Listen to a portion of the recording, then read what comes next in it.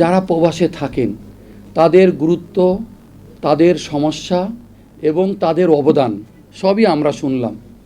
কিন্তু তাদের অনেক প্রত্যাশার মধ্যে একটি প্রত্যাশা ভোটের সাথে সম্পৃক্ত হওয়া, যেই ভোট থেকে মানুষ দীর্ঘদিন বঞ্চিত ছিল, প্রবাসীরা তো ছিলেনই। সুতরাং তাদের সেই প্রত্যাশা যাতে পূরণের একটা রাস্তা তৈরি হয়, সেজন্যে আমি লক্ষ্য করেছি কমিশন খুবই আন্তরিক।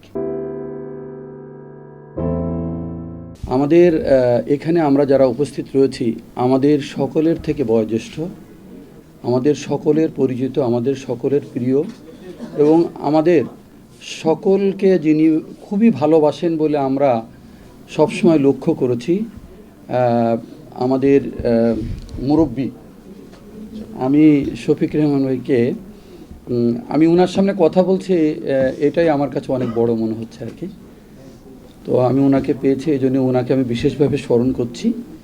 এবং আমি এই সভাটিতে আসার আগে বা এই অনুষ্ঠানে আসবার আগে খুব বিস্তারিত আসলে আমি জানতে পারিনি।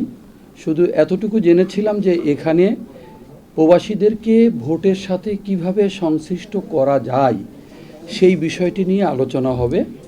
এবং যেহেতু এখন রাষ্ট্রের পক্ষ থেকে এই দায়িত্বটির একটা অংশ আমার কাছে এসে পড়েছে, সেজন্যে কমিশনের পক্ষ থেকে আমাকে এখানে পাঠানো হয়েছে।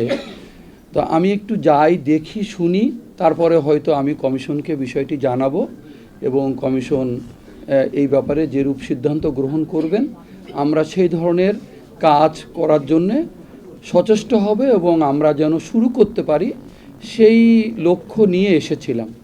কিন্তু এখানে এসে আমি যা দেখলাম তাতে আমি অনেক বিস্মিত। সেটা হচ্ছে যে আমি আমার পাশে বসা লিটন ভাইকে দেখলাম যে উনি অসংখ্য গুণগ্রাহী মানুষদেরকে এখানে হাজির করেছেন। ছোট্ট একটা পরিসরে এত গুরুত্বপূর্ণ মানুষ এসেছেন, যেটি আমাকে মনে হচ্ছে যে আমাদের পক্ষে বোধহয় কিছু করা সম্ভব হবে। আমি বক্তব্য একেবারেই লম্বা করব না। আমি এই গুরুত্বপূর্ণ মানুষদের সামনে শুধু এটুকু বলতে চাই যে আমি আজকে এলাম, উনি কয়েকবারই বলেছেন আপনাদেরকে আমি সবেমাত্র যোগদান করেছি এবং আমি গত এক সপ্তাহ ধরে অফিসটা বুঝবার চেষ্টা করছি। আপনাদেরকে 2-3টা ইনফরমেশান দেই, তাহলে হয়তো আপনাদের জন্য বুঝতে সুবিধা হবে।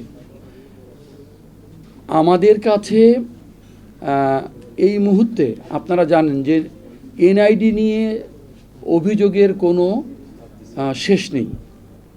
এটার একেবারে যথাযথ কারণ হচ্ছে আমরা 3,78,000 ভোটারের আবেদন বা এনআইডি সংশোধনের আবেদন নিষ্পত্তি করতে পারিনি, যেটা করার জন্যে আমরা গত কয়েকদিন ধরে চেষ্টা করেছি এবং আশা করছি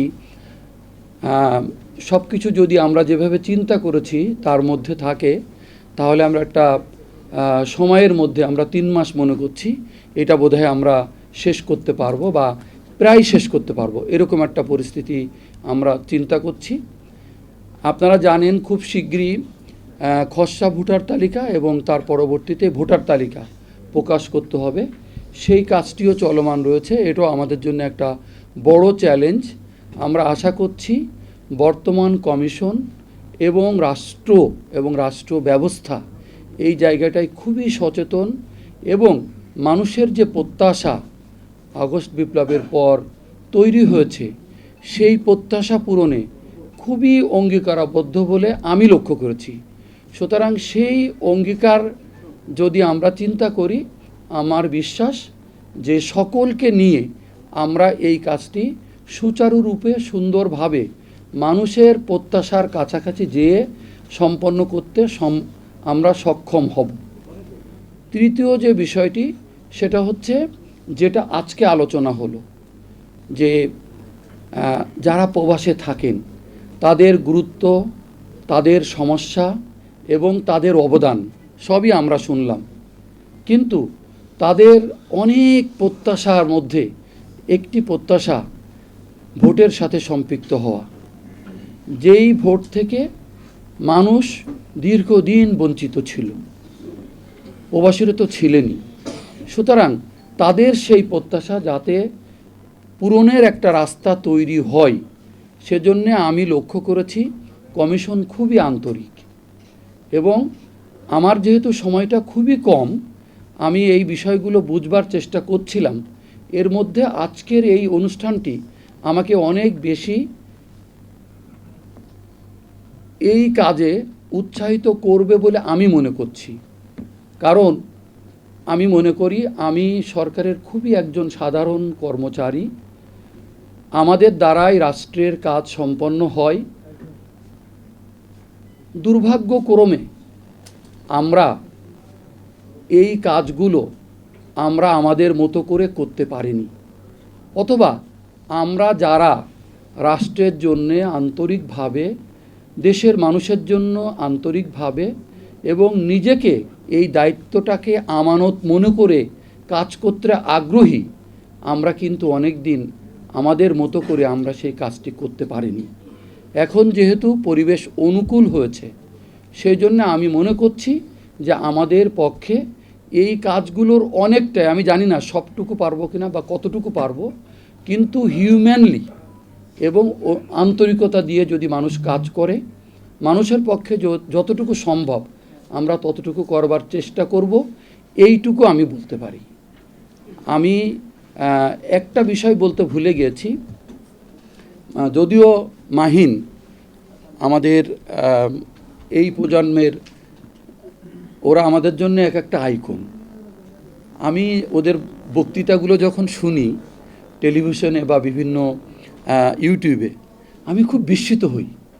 ওরা কিভাবে এত সুন্দর করে কথা বলে, ওরা কিভাবে মানুষের মনোজগতে ঢুকে যায়, ওরা কিভাবে মানুষকে আন্দোলিত করে, উদ্বেলিত করে, ওরা কিভাবে এই দেশের মানুষকে এবং সারা দুনিয়ার বাংলা ভাষাভাষী মানুষকে এবং আমাদের যারা ভালোবাসে তাদেরকে উৎসাহিত করেছে। আমি সত্যিই বিস্মিত হই। আজকেও আমি লক্ষ্য করলাম খুব ছোট্ট সময়ে অসাধারণভাবে সে প্রতিটি সমস্যা আমাদের সবার সামনে উপস্থাপন করেছে। ওদের প্রতি আমাদের হৃদয় থেকে, আমাদের একেবারে অন্তরের গহীর থেকে ভালোবাসা এবং ওদের প্রতি আমাদের সমস্ত শ্রদ্ধা। আমরা ওদের থেকে যেন শিখি। আমার মনে হয় আমরা অনেক কাল শিখিনি, আমরা বহুকাল আমাদের এই জাতিকে, এই গোষ্ঠীকে আমাদের জায়গায় থেকে আমরা ঠকিয়েছি। আমরা যেন আজকে থেকে অঙ্গীকারাবদ্ধ হই, আমরা যেন আমাদের দেশকে, আমাদের মানুষকে, আমাদের মানুষের প্রত্যাশাকে আর না ঠকাই। এটুকু বলে আজকে যেটুকু শিখলাম, যেটুকু জানলাম, যেটুকু বুঝলাম এবং যেটার প্রত্যাশা মানুষের মাঝে দেখলাম, সেই লক্ষ্যে কাজ করতে পারি। সেই জন্য আপনারা আমাদের জন্যে যত রকম সহযোগিতা আছে করবেন, আমরাও আপনাদের সাথে, আপনাদের পাশে থেকে সেই কাজটুকু করবার জন্য চেষ্টা করব। এটুকু বলে সবাইকে ধন্যবাদ জানিয়ে, বিশেষ করে আমাদের এখানে আমাদের যে মুরব্বী আছেন, যিনি আমার কথা বসে শুনছেন, যেটা আমার জন্য কিছুটা বিব্রতকর, আমি ওনাকেও কৃতজ্ঞতা জানিয়ে শেষ করছি। আসসালামু আলাইকুম ওয়া রাহমাতুল্লাহ। এনআইডির বিষয়ে একটি তথ্য দিই। আমি যেহেতু খুবই সংক্ষেপে বলতে চেয়েছি, যেহেতু সময় কম, আমার আরেকটা মিটিং আছে, তো এই কারণে আমি খুব এলোমেলোভাবে আমার মূল কথাগুলো বলার চেষ্টা করেছি। এনআইডির বিষয়ে আমরা অলরেডি 7টা দেশে কার্যক্রম শুরু করেছি, এটা আপনারা জানেন, কিন্তু সেখানে এনরোলমেন্টের সংখ্যা খুব বেশি নয়। আমি গত বৃহস্পতিবার পর্যন্ত যেটুকু জানি, সেখানে 12,000-এর মতো এনরোলমেন্ট হয়েছে। তো আমি এসে জানলাম যে আরও কয়েকটি দেশে আমরা খুব শীঘ্রই এই কার্যক্রম চালু করব। আপনি জানেন যে ভোট দিতে হলে এনআইডি লাগবে। তো আজকের আলোচনায় তো এগুলো এসছে, সেজন্য আর আমি এইটা রিপিট না করি। আর আপনার বিষয়ে আমার যেটা বক্তব্য, যেহেতু এটা সরাসরি আমার যে কর্মকাণ্ড, আমার যে পরিধি, তার অন্তর্ভুক্ত নয়, কিন্তু আপনার এই দাবিটি খুবই যৌক্তিক এবং খুবই গুরুত্বপূর্ণ। আমাদের এখানে যে প্রিন্ট এবং ইলেকট্রনিক মিডিয়া, যাদেরকে আমি আসলে আগে অ্যাড্রেসও করিনি, যেটা হয়তো তাড়াহুড়া করতে যেই হয়েছে, আমি তাদেরকে বলছি যে আপনারা যদি এই বিষয়গুলি একটু তুলে ধরেন, তাহলে ডেফিনেটলি এই যে প্রবাসে যারা থাকে, যারা আমাদেরকে এই যে মানে অক্সিজেন দিয়ে বাঁচিয়ে রাখে, তারা নিশ্চয়ই উপকৃত হবেন।